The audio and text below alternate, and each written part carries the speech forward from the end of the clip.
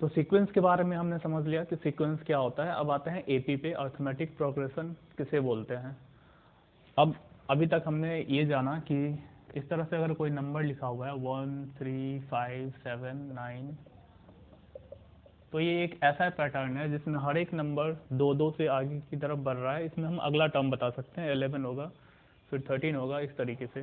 तो ये हमारा एक सीक्वेंस था जिसको हमने अभी समझा था। इसके बाद 1 4 9 16, ये जो नंबर है वो हर नेचुरल नंबर का स्क्वायर हो रखा है।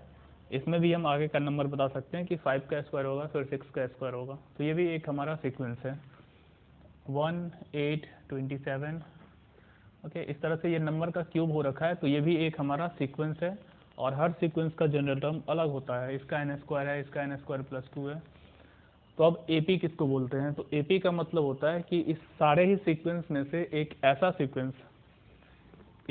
सीक्वेंस जिसका हर एक टर्म जो होगा वो अपने पिछले टर्म से एक कांस्टेंट के बराबर होगा। यानी कि ये 3 जो है, इससे जैसे अगर हम इसके बीच का डिफरेंस निकालें, 2 का डिफरेंस है, 3 में से 2 1 माइनस करेंगे 2 आएगा। इसके बीच का अगर डिफरेंस निकाले, 5 में से 3 माइनस करेंगे 2 आएगा। इसके बीच का अगर डिफरेंस निकाले, 7 में से 5 माइनस करेंगे 2 आएगा। इसके बीच का डिफरेंस भी 2 है। यहाँ पे अगर डिफरेंस निकाले तो ये 3 है। यहाँ पे अगर डिफरेंस निकाले तो 5 है। यहाँ पे अगर डिफरेंस निकाले तो 7 है। तो एपी का मतलब होता है कि ऐसा सीक्वेंस जिसमें हर टर्म के बीच का जो डिफरेंस होता है वो इक्वल होना चाहिए, उसी सीक्वेंस को हम एपी बोलेंगे। यानी कि ये फर्स्ट वाला जो है हमारा, ये जो सीक्वेंस है ये एक एपी में है, अरिथमेटिक प्रोग्रेशन में है। सेकेंड वाला सीक्वेंस जो है, ये सीक्वेंस तो है बट ये एपी नहीं है, क्योंकि इसमें हर टर्म के बीच का डिफरेंस जो है वो इक्वल नहीं है। थर्ड नंबर में, इसमें अगर हम देखें, इसके बीच का डिफरेंस 7 का है, इसके बीच का डिफरेंस 19 का है, तो इसमें डिफरेंस अलग अलग आ गया।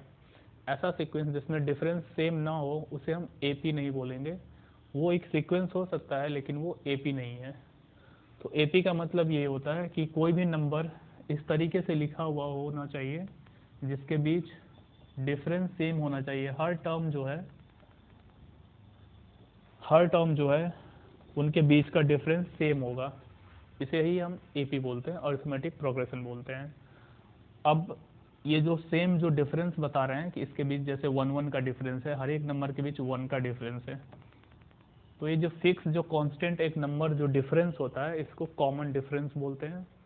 एपी के अंदर इसे कॉमन डिफरेंस बोलेंगे।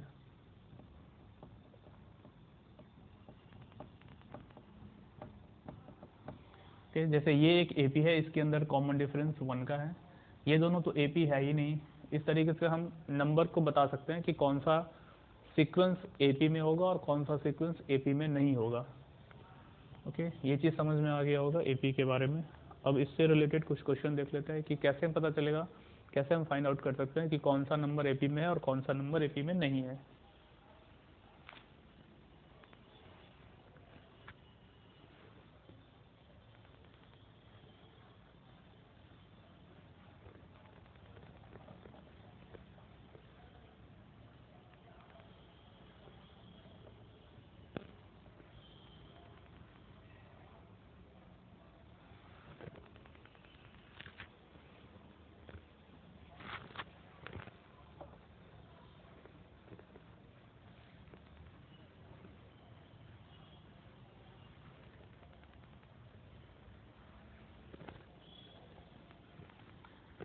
अब सपोज ऐसे कोई हमें नंबर दे दिया 3 5 7 9 और बोले कि इसे प्रूफ करिए कि ये जो सीक्वेंस है वो एक एपी में है।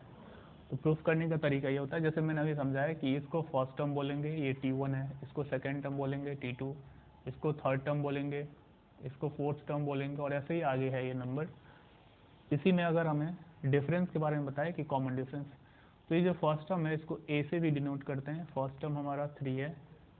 कॉमन डिफरेंस जो होता है, कॉमन डिफरेंस, इसको सिंपल डी से डिनोट कर सकते हैं।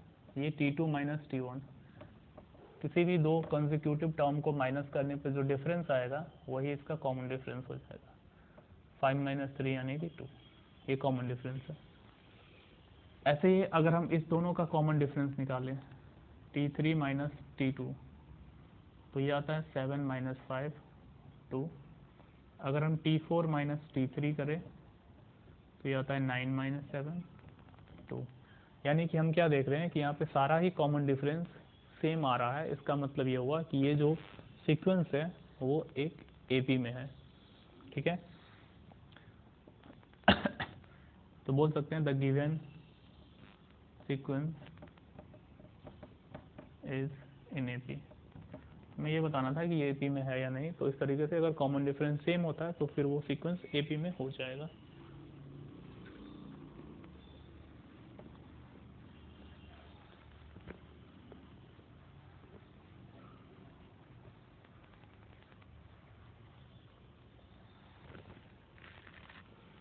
इसी तरह अगर और क्वेश्चन ले लें 10 8 6 4 और पूछे कि ये जो सीक्वेंस है वो AP में है या फिर नहीं है, तो इसके लिए तरीका ये है कि हम इसका कॉमन डिफरेंस निकालेंगे सबका। T2 माइनस T1 करेंगे, 8 माइनस 10 2 आएगा माइनस 2। एक चीज़ और ध्यान रखना है कि कॉमन डिफरेंस नेगेटिव भी हो सकता है, पॉजिटिव भी हो सकता है, ज़ीरो भी हो सकता है। तो यहाँ पे कॉमन डिफरेंस -2 आया। ऐसे ही अगर हम T3 माइनस T2 करें 6 माइनस 8 -2 आया। ऐसे ही अगर T4 माइनस T3 करें 4 माइनस 6 -2 आया। यहाँ सारे ही कॉमन डिफरेंस सेम आने लगा है। इसका मतलब ये हुआ कि ये जो सीक्वेंस है हमारा वो एक AP बना रहा है। ओके, तो बोल सकते हैं कि ये जो सीक्वेंस है वो एक AP में है।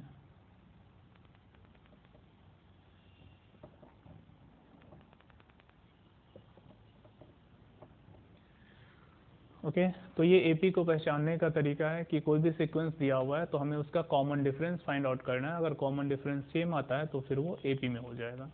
इससे रिलेटेड हम और भी क्वेश्चन सब कर लेते हैं।